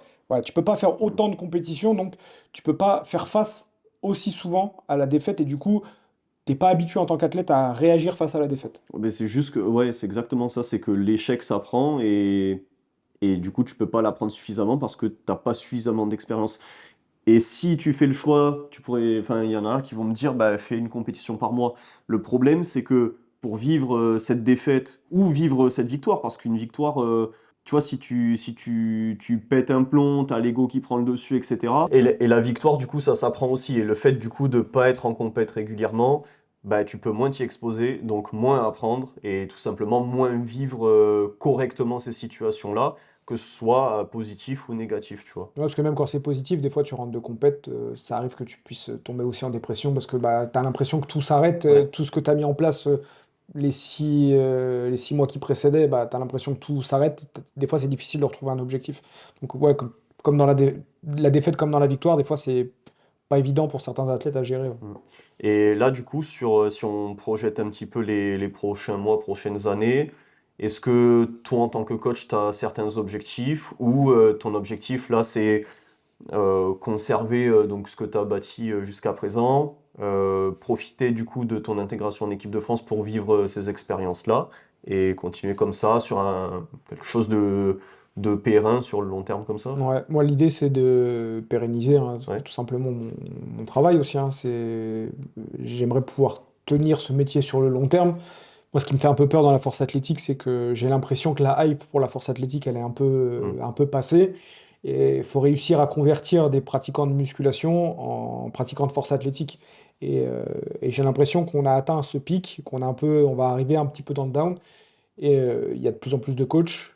Et il faut réussir à tirer son épingle du jeu. Et bah, pour ça, il faut faire du bon boulot, aller en compétition, faire les déplacements, etc. Et ça, c'est les choses que je fais. Donc, je fais confiance au processus et au temps. Mais j'ai peur qu'à un moment donné, il n'y ait plus suffisamment de turnover en fait, dans notre discipline. Donc, l'objectif sur le long terme, c'est de pérenniser mon travail, quoi. Si tu veux mon avis, je pense que certes, il y a eu plein de coachs qui ont émergé. Du coup, potentiellement, le nombre de demandes, je sais pas, tu calibres ça comme tu veux, ça s'est fondu parmi cette masse-là.